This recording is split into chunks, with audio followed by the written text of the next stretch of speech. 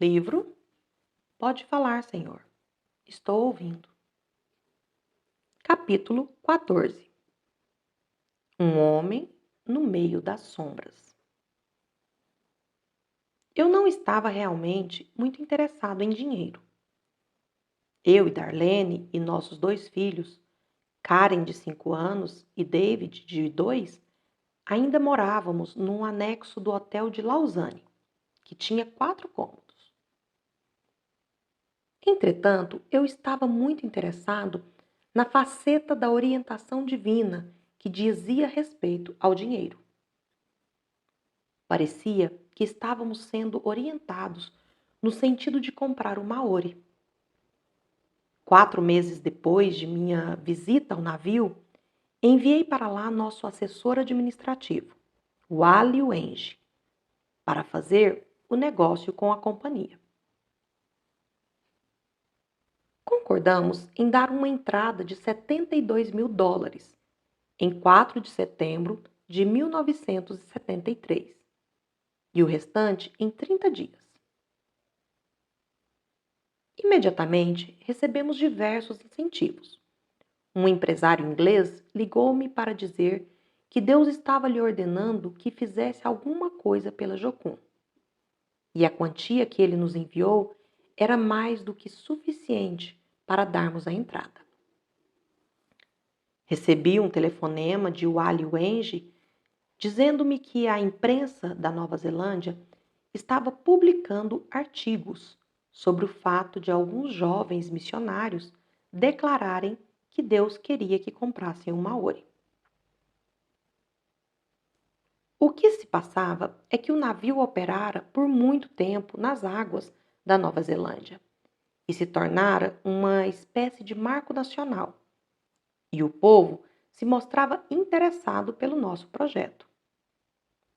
Daí a pouco, o país todo estava informado sobre nosso negócio.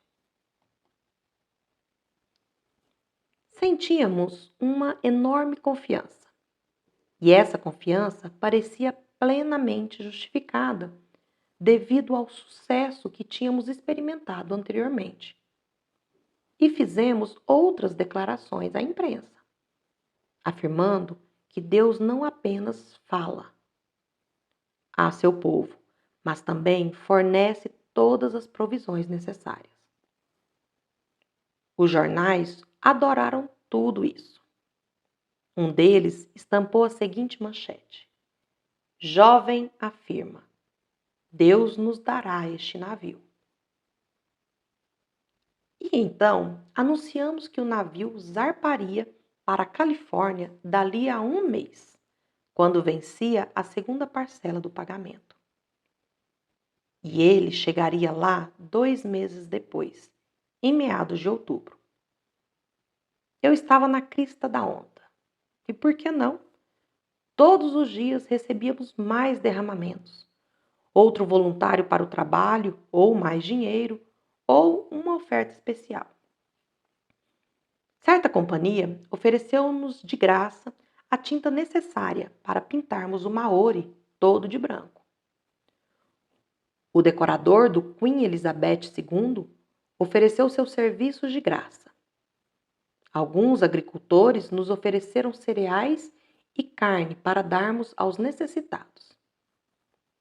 E o mais importante oferecimento foi o de um executivo de Manila, que prometeu dar-nos o dinheiro para pagarmos a outra parcela do preço. A única dificuldade seria a permissão para o dinheiro sair das Filipinas. E as coisas iam acontecendo rapidamente. Achava-me numa roda viva para cuidar de tudo o que estava surgindo.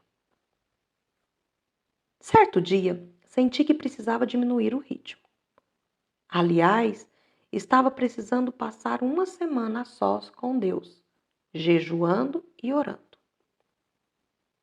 E nessa semana, tudo mudou.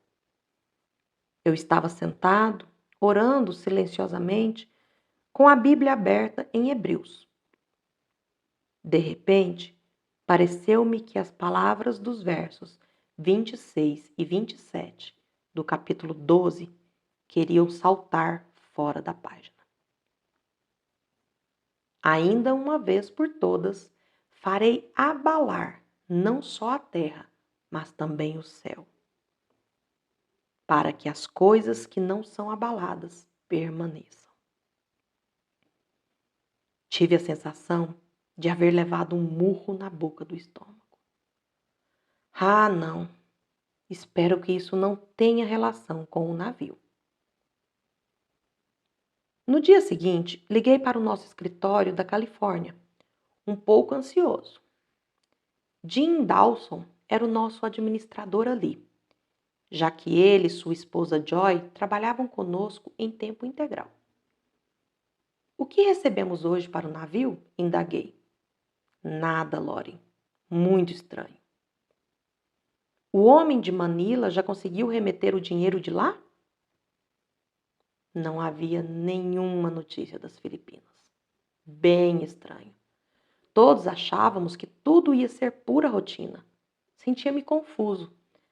As palavras daquele texto de Hebreus tinham me atingido com toda a força. Talvez estivessem mesmo relacionados com o navio.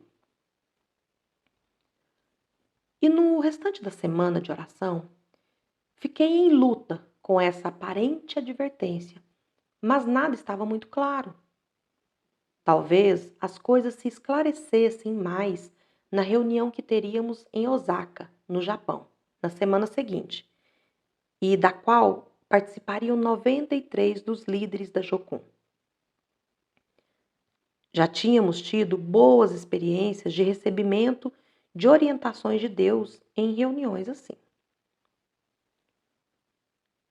E 2 semanas antes da data marcada para fazermos o pagamento final do navio, despedi-me de minha esposa e parti para Osaka, com uma parada em Seul, Coreia, que depois veio a tornar-se muito importante. Durante a viagem, eu ia pensando em como as reuniões anuais da liderança da Jocum tinham se tornado vitais para nós. Nos 13 anos de existência da organização, tínhamos nos desenvolvido muito e já éramos 200 missionários, provenientes de 15 países, cada um dirigindo uma base de operações autônoma e com financiamento próprio. Estávamos ligados uns aos outros pela amizade e pela mesma visão e chamada. Tendo uma obra assim descentralizada, a Jocum dependia de reuniões do tipo da que iríamos realizar em Osaka. Nosso relacionamento uns com os outros era o vínculo que nos mantinha unidos. E isso me deixava numa posição muito difícil, se é que aquela palavra abalar tivesse realmente de ser aplicada ao navio. Eu ficava tenso à ideia de ter de enfrentar os amigos para dizer-lhes que o navio estava ameaçado. Don Stephens, Jim e Joy Dawson, minha irmã Janice e seu marido Jimmy, Calaf e sua esposa Tapu estariam presentes, bem como centenas de outros amigos. E à medida que atravessava milhas e milhas aéreas, ia pensando o que talvez a advertência que receber em Hebreus não se referisse ao nosso navio. Aos poucos, minha confiança foi retomando. Quando cheguei a Seul, telefonei para o meu assessor, o Ali Wenge, na Nova Zelândia. Ele estava com uma atitude muito positiva e me assegurou que os 110 voluntários e a tripulação do navio, constituída de pessoas de 10 nações, estavam trabalhando ativamente no barco, limpando e polindo tudo, da proa à popa. Ótimo!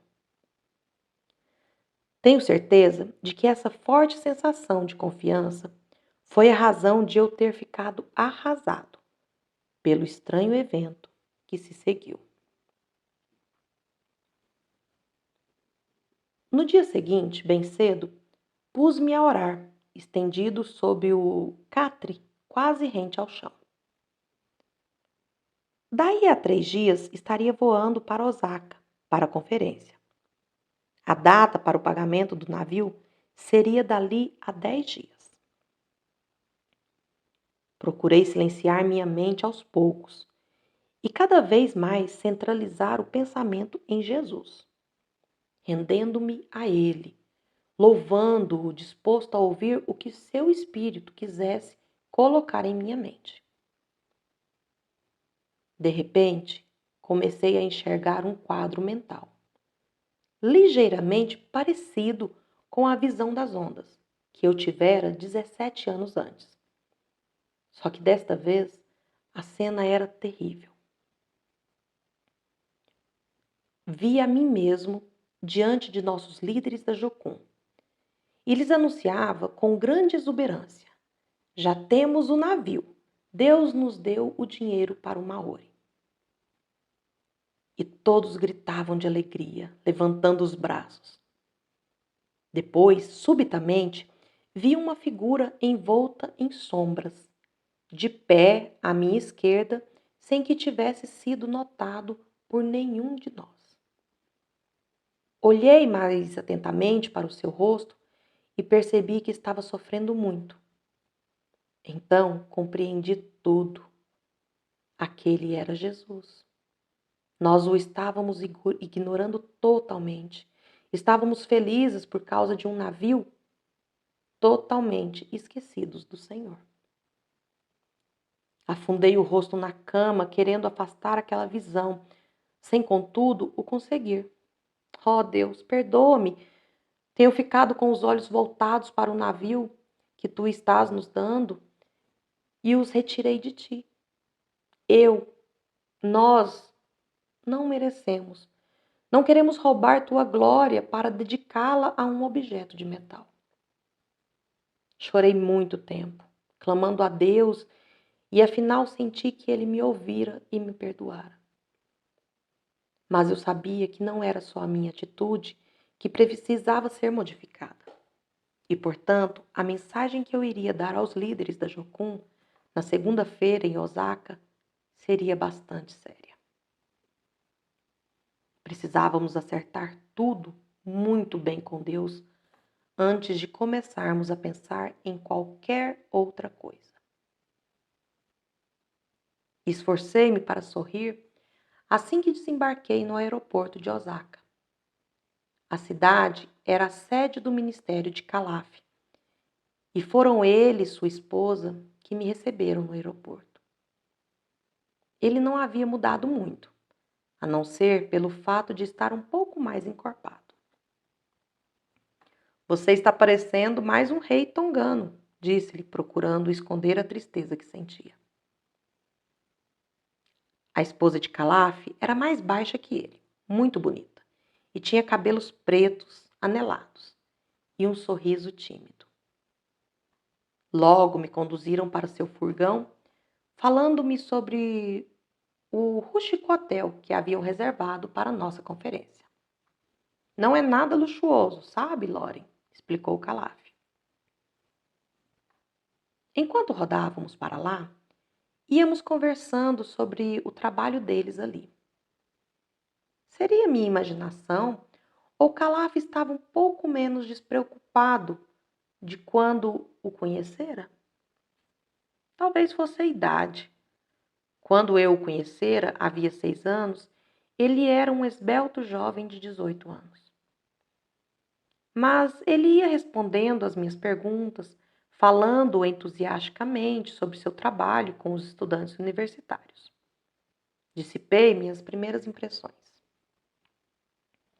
Calaf parou o carro em frente a um hotelzinho de aparência espartana, em Otsu City, nos arredores de Osaka. Assim que entramos no saguão, meus amigos da Jocum vieram receber. Parecia que a disposição de cada pessoa ali era de muita alegria. E então guardei comigo o amargo segredo. Uma eficiente senhora japonesa deu-me um par de chinelos de plástico, uma toalha e lençóis. E então subi a escada para ir ao quarto. Atirei as toalhas e lençóis na cama e me deitei. Não estava muito ansioso pela nossa primeira reunião à tarde. No segundo andar havia um salão de conferências, com 3 fileiras de cadeiras em semicírculo, onde nos reuniríamos. Acomodamo-nos nos lugares. Olhei para o aposento desprovido de outros acessórios e pensei: pelo menos não teremos nada para desviar nossa atenção.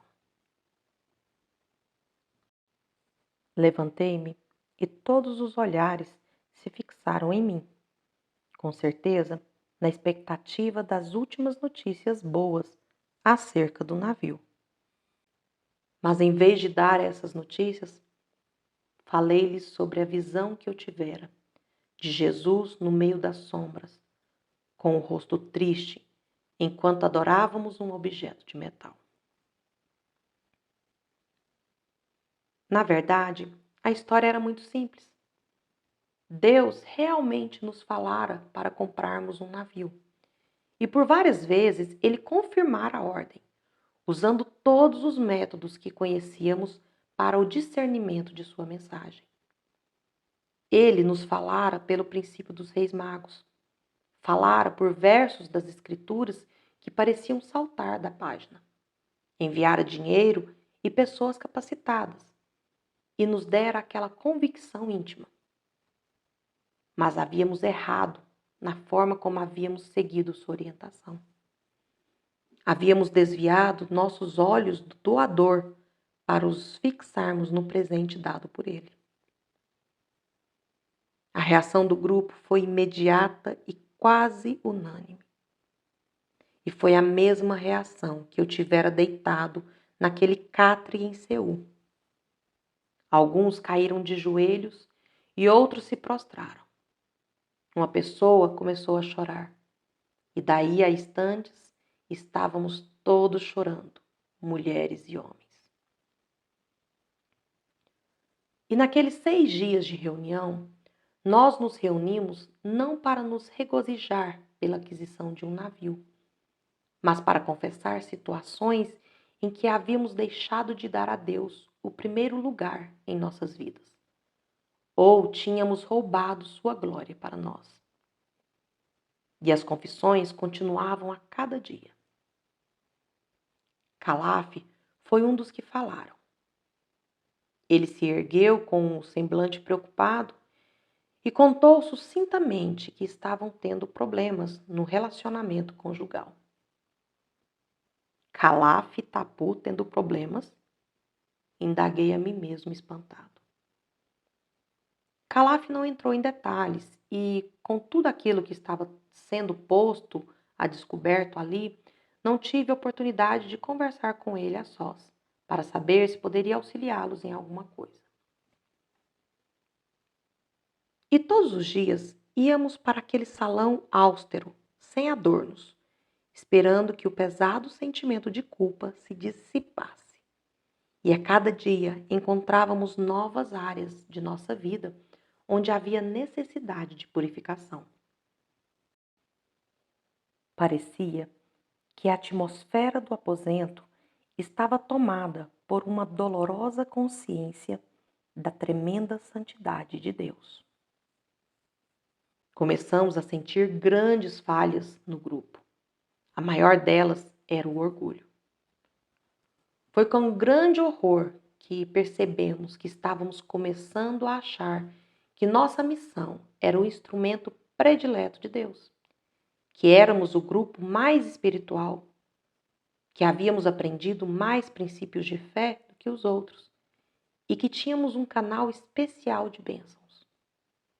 Enxergamos o fundo de nosso coração e foi uma visão repulsiva. Pela primeira vez na vida, tive um vislumbre de como será a sensação quando estivermos diante de Deus para sermos julgados. Nada havia que pudéssemos fazer a não ser apelar para a misericórdia dele.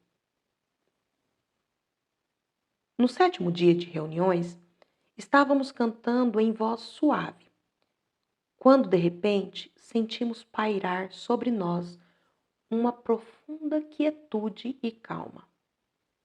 Por um instinto especial do espírito, compreendemos que ele havia entrado naquele salão simples do 2º andar de um hotel em Osaka e removeu todo o senso de culpa. Sentimos-nos purificados, perdoados. Depois de alguns momentos de louvor, achei que ele iria falar alguma coisa sobre o navio, mas isso não aconteceu. Eu não sabia o que fazer. Só tinha esperanças de que nosso arrependimento ocorrera a tempo e que, se observássemos as prioridades certas e mantivéssemos os olhos sempre nele, em vez de fixá-los num mero instrumento, ele iria sanar o problema e dar-nos o navio. Mas tal não se deu. Chegou o dia do pagamento final do Maori. Liguei para o Ali na Nova Zelândia e disse-lhe o que estava acontecendo. Naturalmente, ele ficou tão espantado quanto nós. Pedi-lhe para tentar conseguir, com a companhia de navios, uma extensão para o prazo do pagamento. Ele me telefonou depois para comunicar que eles nos haviam concedido mais um mês, mas a tripulação teria que sair do navio e interromper os trabalhos de remodelação. Metade do pessoal iria voltar para sua casa, mas uns 60 iriam ficar ali, sendo hospedados por crentes de Wellington. Que tal levantarmos um empréstimo, Loren? Arriscou o Ali. 3 pessoas ofereceram-se para emprestar-nos o dinheiro para o navio. Mas ele mesmo não falava com muita convicção, e ambos sabíamos que na ocasião não seria certo aceitarmos um empréstimo. Nós manquejávamos quando saímos de Osaka e nos despedimos uns dos outros, voltando cada um para seu lugar de trabalho, em diversos pontos do mundo. Fui para a Califórnia, onde Darlene, que fora da Suíça para lá, me aguardava. Ela ficou tão pasmada com os últimos acontecimentos como todos nós. Tínhamos pensado em estar lá para receber o Maori quando ali aportasse. Então, de volta aos Estados Unidos, eu e Darlene começamos longos períodos de oração. És tu mesmo que estás fazendo tudo isso, Senhor? Perguntei várias e várias vezes. Porque Deus não tinha restaurado o nosso ministério do navio? Talvez ele ainda acertasse as coisas nas 3 semanas que faltavam para a nova data do vencimento do pagamento, que seria no dia 2 de novembro. Ajuda-nos, Senhor. Ajuda-nos a compreender o que o Senhor está fazendo. E essa oração foi respondida. A revelação veio através de uma das pessoas que haviam estado na conferência de Osaka, Joy Dawson. Ela nos telefonou alguns dias depois. Loren, disse ela, eu estava lendo a história de Lázaro e li o trecho que diz que Jesus não foi curar seu amigo. Ele esperou que Lázaro morresse e depois ressuscitou. E nesse caso, a ressurreição dele trouxe mais glória para Deus do que sua cura. Senti os músculos do peito tensos. Loren, creio que Deus está falando a mesma coisa com a Jocum agora. Ele está nos dando uma escolha. Podemos ter a cura dessa situação do navio, mas se esperarmos pela ressurreição, a glória será maior. O mais difícil nisso tudo é que, se o navio morrer, um lado nosso vai morrer também. A nossa reputação. Mas quanto a mim, e a pequena parcela que represento na Jocum, prefiro esta alternativa. Imediatamente tive a certeza de que o que Joy estava falando era verdade, e isso afastou de minha mente todas as outras coisas. Eu sabia qual era a decisão que eu deveria tomar naquele momento. Depois que desliguei o telefone, fui orar sozinho, mas a convicção foi se tornando cada vez mais forte para mim. Deus estava nos dando uma oportunidade de glorificarmos seu nome ainda mais, se deixássemos nosso sonho morrer para que ele pudesse ressuscitá-lo. Naturalmente, a primeira coisa que teria que morrer eram os planos feitos para o Maori. Morrer mesmo. E tínhamos que morrer com eles. Lembrando-me de tudo o que tinha sido publicado a nosso respeito nos jornais da Nova Zelândia, principalmente quando declaramos taxativamente que Deus iria dar-nos o navio. Achei que teria que aclarar algumas coisas com o povo daquele país. Talvez algumas pessoas sofressem um abalo em sua fé. Era bem possível que viessem a duvidar de que ele realmente fala a seu povo e lhe dá o que ele precisa. Então, escrevi uma carta a um jornal da Nova Zelândia, narrando como Deus nos orientara para comprarmos um navio, mas nós tínhamos agido erradamente, dando maior honra ao navio do que a Deus. A carta foi publicada.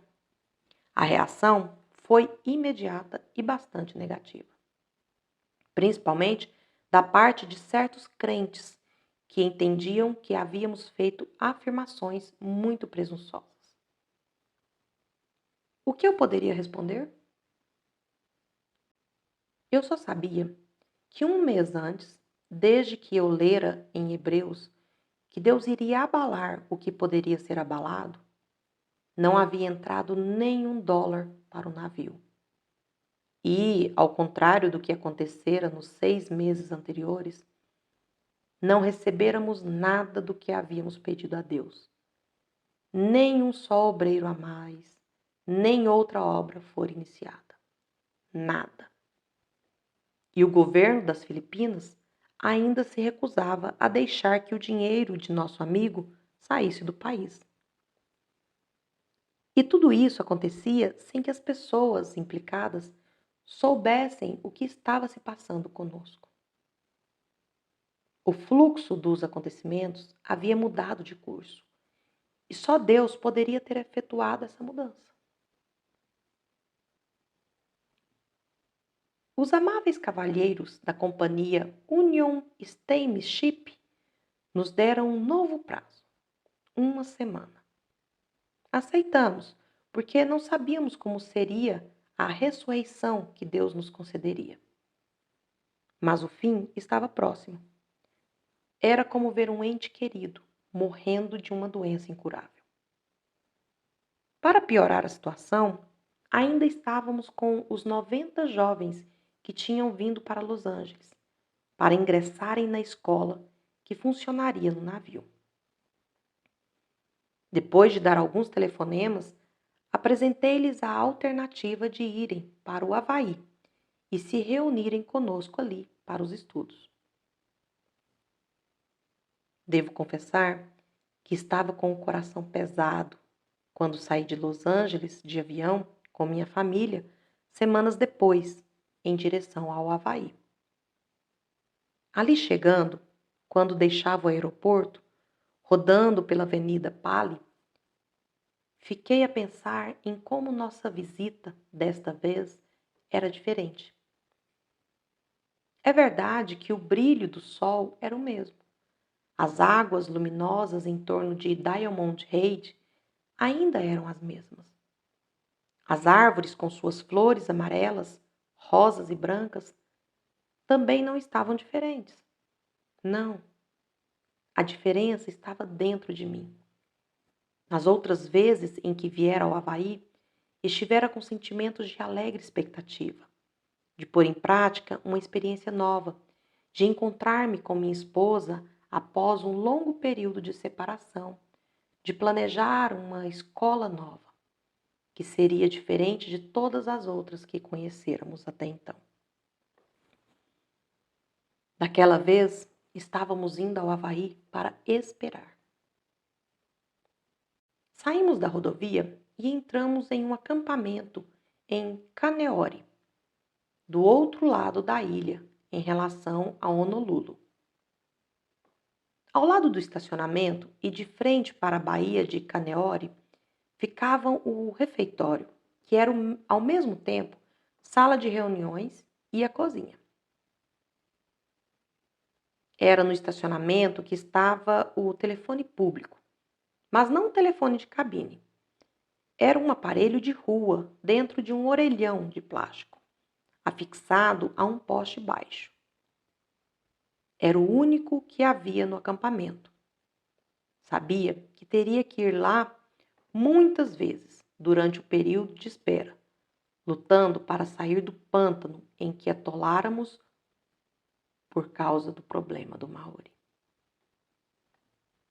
Eu e Dar e as crianças dirigimos-nos para os alojamentos, pequenas casinholas de madeira, em que a parte superior das paredes, cerca de 1/3 delas, era de tela. Não havia armários nem água encanada. Os banheiros ficavam em outra dependência. Era apenas um acampamento. Mas foi nesse cenário rústico que vivemos a mais espantosa experiência de orientação divina que tivemos até o presente momento.